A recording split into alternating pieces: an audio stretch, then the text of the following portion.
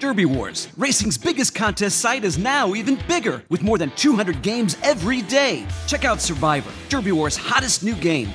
It's fun, easy to play, and for just $4 you could win $1,000. Just pick a horse to finish first, second, or third, and advance to the next race.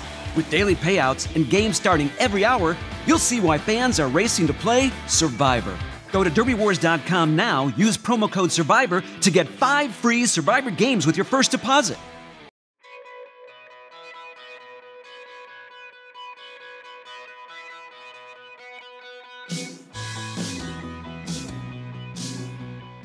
Welcome everyone to another edition of HorseCenter. We are on full Kentucky Derby watch right now. I am Brian Zipsy, and of course I am joined by my co-host to the East Coast, Matt Schiffman. How are you today, Matt? I'm great, Brian, and it seems like every time I'm getting ready to do the show, I have the same feeling that what a great weekend of racing it's been. I thought you were going to say fleece or no fleece. I love the fleece you're wearing, Matt. Yeah, another big weekend. We had wall-to-wall, coast-to-coast Kentucky Derby preps. We had big movers, we had big shakers, we had some disappointments. Let's start on the West Coast, Matt. Rain was part of the story this weekend, and it was a sloppy track at Santa Anita for the Santa Anita Derby. Didn't bother Exaggerator one little bit. It sure did not, and when I look back at it, Exaggerator really ran the exact same kind of race that he ran before, except this time it was timed much better. Kent DeSorma was much more patient. They waited to heading into the turn, and when he moved, he made an explosive move again, but this week he sustained it all the way down the stretch to the wire, and redemption a little bit for Exaggerator and the DeSorma brothers. Exaggerator was my first Kentucky. Now, granted, I've had a few, folks, but Exaggerator was my first #1 horse on the Kentucky Derby list last fall. Matt, he's had a up and down career. He's going to come into the Derby as just about the most experienced horse of the bunch with 9 races, 4 wins. But it's been an interesting road for Exaggerator, both at 2 and now at 3. Although his 2 richest wins, Matt, I'm going to caution you, and I'm going to caution everybody, his 2 biggest wins have come on off tracks. That it could rain for the Kentucky Derby, but that makes me wonder about his chances 10 furlongs on a fast track. Yeah, that was kind of my initial reaction too, Brian. But then when I thought about it a little bit more, and I like I said before, I noticed that the move on Saturday was very similar to the move on the fast track. I worried about it a little bit less with Exaggerator. Okay, now the moves were similar because it was rather electrifying in the San Felipe. However, he never really got that close even to the lead. He never looked like he was about to be in the lead in the San Felipe. So I don't know if I like this move in the San Felipe, which of course faded to 3rd, nearly as much as the Santa Anita Derby. But after the San Felipe, I too said, wow, there's a lot of talent there. I don't know about the distance. And slop can hide distance limitations sometimes. Yeah, I agree with that. And my point about the moves was that in the San Felipe, with him breaking so badly, DeSorma made that move a lot earlier and passed horses in the same kind of way very rapidly. And the move was too early, but it was visually impressive. And then he ran out of gas and much better timed in the Santa Anita Derby to get the victory. Fair enough, sir. Now, the other horses in the race, of course, Dancing Candy and More Spirit were 2 favorites. Dancing Candy ran too fast early. I cannot see him as a viable Kentucky Derby threat. Probably will run with the points, probably will add to the pace. I don't know why he ran quite so fast early, but I can't see him as a Derby horse. Yeah, I agree with that, Brian. I don't know why he ran so fast. He was loose. He had a gap between the other horses. He could have relaxed and like he did in his prior races, but I don't know. Maybe it was an indication that he was just not comfortable on that sloppy track, and his reaction was just let me run as fast as I can. And there were horses ready to go with him if he ran a little bit more reasonable, so maybe that had something to do with it as well, Matt. The other horse, of course, is More Spirit, a horse I've liked all along, and I still like, Matt. Gary Stevens, after the race, said he was sliding, and he knew he was in trouble early with the track. He might have been too close to that fast pace even, and then he did again, once again, as he always does. He was passing the other horses to clearly be second, but it wasn't an impressive second. Track, that's what Gary Stevens says, or is he not good enough? My reaction right now is that he's not good enough. I have never been quite as enamored with More Spirit as you have, Brian. And from last week's show, I expected a much more impressive effort from him. Yes, okay, maybe it was the track, but again, I didn't see that punch. I didn't see that impressive move that he's going to need in the Derby.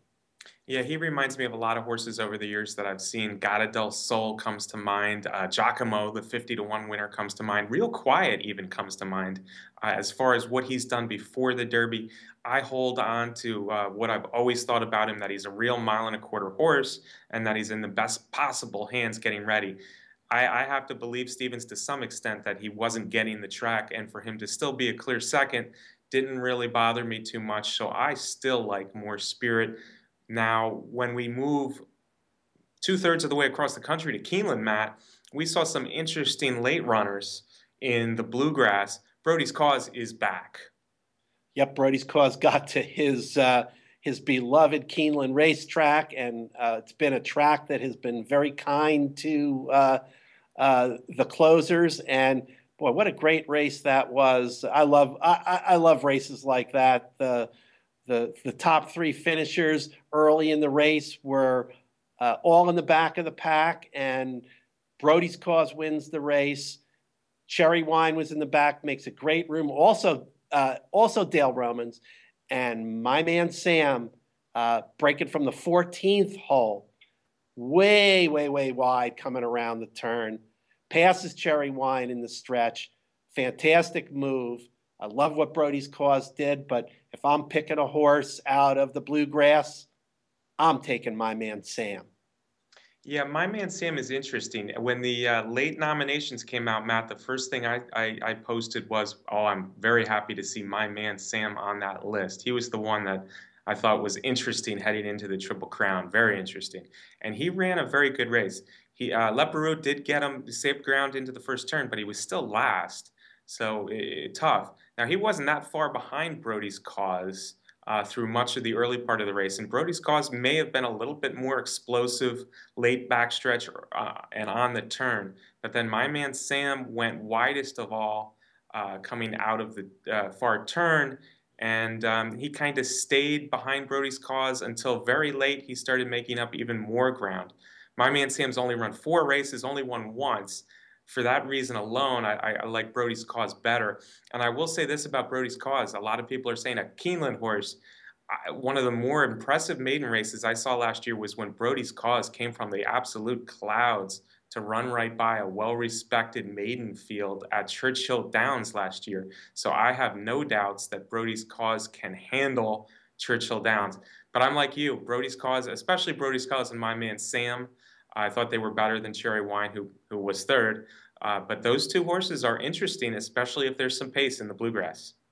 I completely agree with you, Brian. I love their running style in the heading into the Derby, and it certainly appears to be Kentucky Derby that is going to have a good pace. And it's not going to come from horses like last year, like American Pharaoh and Dortmund and Firing Line, who had the goods all the way around the track.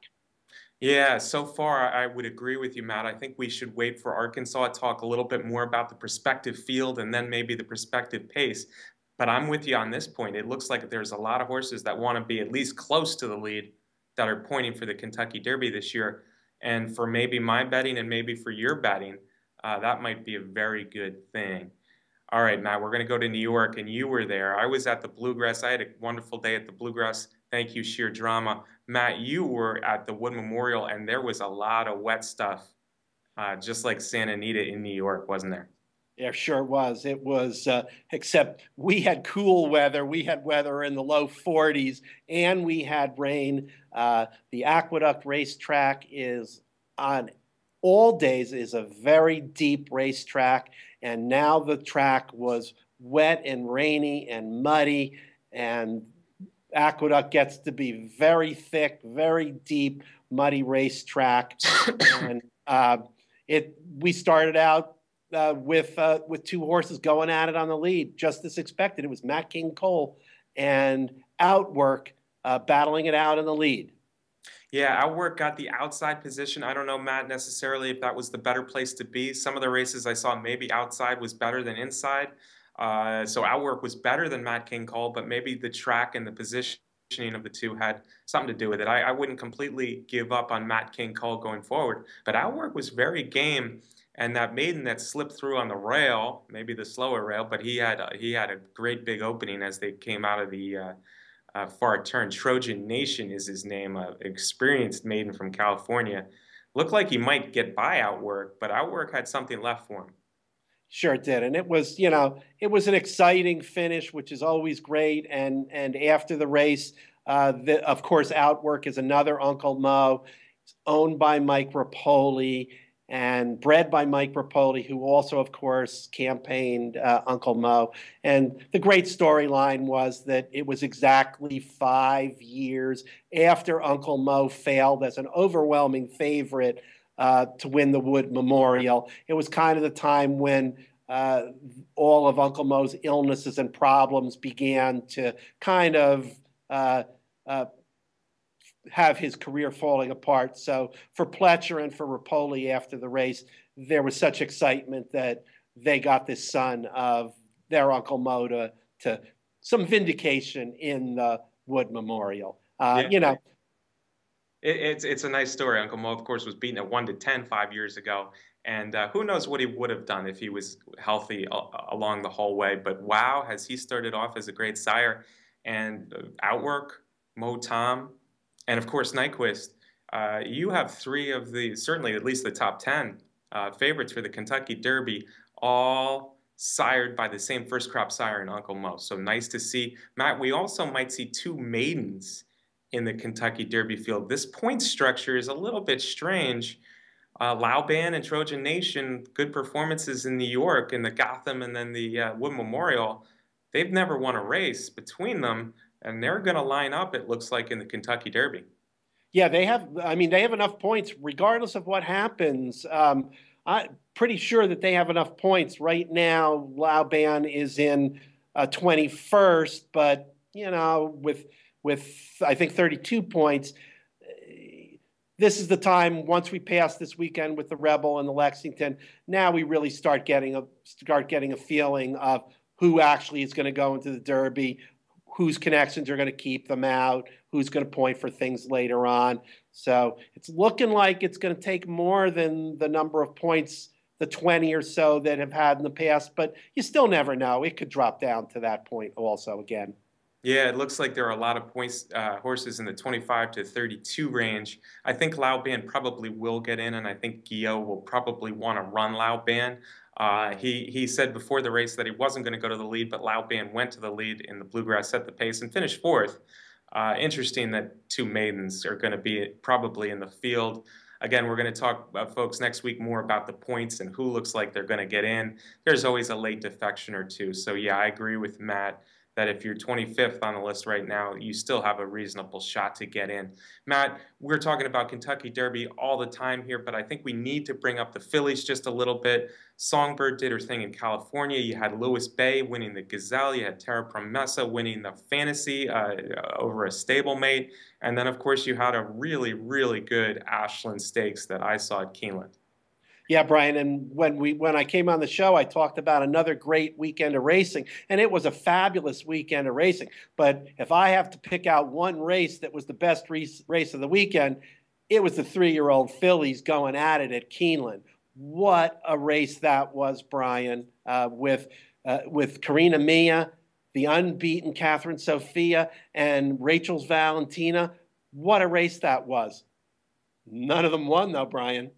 Yeah, I might be biased, Matt, but I think the best horse in the race happens to be Rachel's Valentina.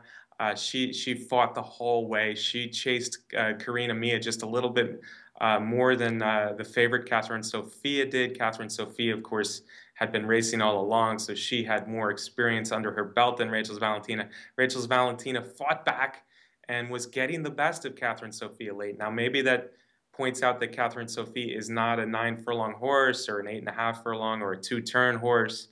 In fact, they're not going to go forward to the Kentucky Oaks with Catherine Sophia.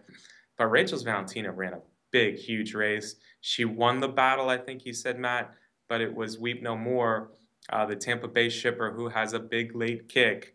Reminds me of a filly last year. But anyway, Weep No More 30-1, picked him up and laid him down in the stretch. And while those fillies were getting a little tired from battling each other, she picked up the pieces. We should see the top two in the Kentucky Oaks. Yes, and I think there's going to be another filly in there named Songbird. Songbird looked good, Matt. It was sloppy. It was Santa Anita. There wasn't a whole lot of competition. Mike Smith, it was a Sunday stroll. Songbird looks good. She always looks good. Kentucky Oaks will be her hardest test to date, folks. It'll be a big field. There will be some other speed in there, but it's hard to say that anybody has a good chance to beat Songbird in the Kentucky Oaks right now and keep a straight face. At least for me, Matt. How about yourself? I have to agree with that also. And, if we look back at, Songbird's races in the past, I think it was Rachel's Valentina in the juvenile fillies last year that gave Songbird, at least pushed Songbird a little bit to run hard throughout most of that race. And I hope that we get to see something like that in the Oaks also. I'm gonna counter you there, Matt. I think Pretty and Cool earlier on in Songbird's career was the only one that really pushed her ever. As much as I like Rachel's Valentina, but I could certainly see a Kentucky Oaks Exacta coming out the same way as the juvenile fillies did.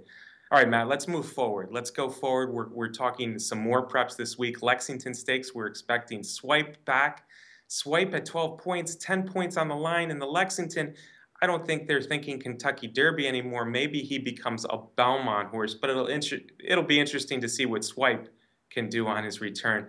But the Arkansas Derby has real Kentucky Derby ramifications, Matt. Is there someone you like way down in Hot Springs? Right, and again, another big field, and the only horse in the race that really is guaranteed a spot in the race is Cupid with his 50 points. Everybody else needs some points in here.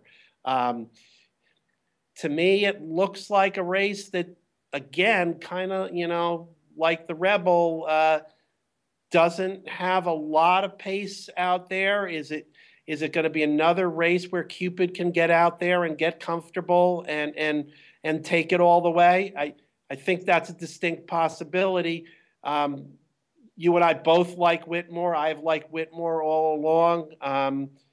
Second in the Southwest and second in the Rebel.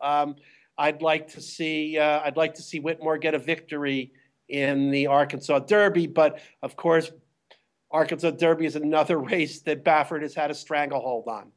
Yeah, Baffert has had great success in the Arkansas Derby, of course. Whitmore is a horse I've always liked too, Matt, and he's obviously got a talent. He's obviously got an impressive turn of foot, maybe like Exaggerator, kind of what we were saying about Exaggerator a week ago. I'm going to get off Whitmore, and maybe I'm getting off at the wrong time. He could certainly win this, but I don't want to lose on Whitmore 3 straight times. He's been second the last 2.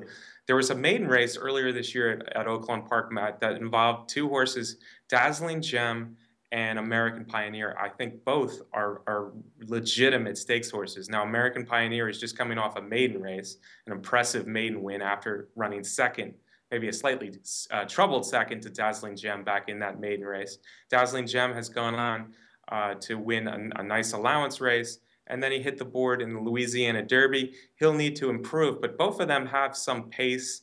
I think Cupid now has an X on him as the horse to beat in here, so I don't think it's going to be quite as easy for Cupid, but he might be just getting really good at the right time. Deserving favorite.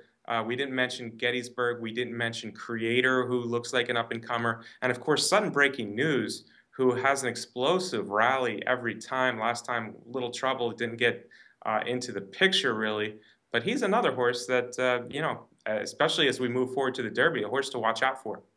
Yeah, you know, sudden breaking news earlier in his career has raced a lot closer to the pace, and maybe I'd like to see him sitting a little bit closer in the Rebel before he makes his move.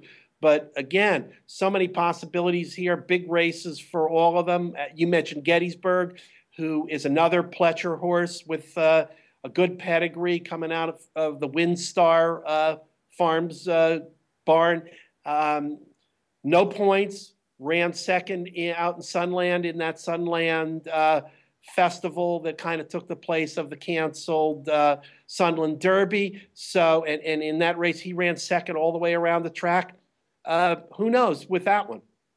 Yeah, I'm not a big Gettysburg believer yet, though I know a lot of people are. Matt, I'm gonna say Cupid wins again, and I think he'll beat one of those maiden horses I was talking about, Dazzling Gem or American Pioneer. That's gonna be my exacta. How about you? Yeah, I can't argue with that. As I led off, I think Cupid might have his way again, and you know, maybe Cupid is going to turn into Baffert's #1 prospect in the Run for the Roses. Oh, I would like that, because when Real Quiet won the Run for the Roses, it was Indian Charlie that was Baffert's #1 horse going in. All right, Matt, great show. Thank you for being here. Next week, we're going to have a ton again to talk about, because we're going to recap the Lexington, especially the Arkansas Derby, and then we're really going to dive into what the 20-horse field for the Kentucky Derby might look like. Looking forward to it, Matt. Me too. I enjoy the road to the Derby and all the prep races, but I enjoy the few weeks heading into the Derby after the prep races are over, and now you got an idea of the field, and there's so many things to think about and talk about. So even though the preps are over, there's still a lot of excitement in the 3 weeks before we get together in Louisville. Yeah, I find it hard to sleep, frankly, Matt, with all that to think about. Folks, another thing we get excited about is doing HorseCenter every week.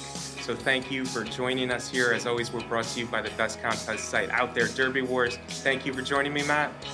And we are produced by the best producer, Ember Mar. Ember Mar. See you next week, folks.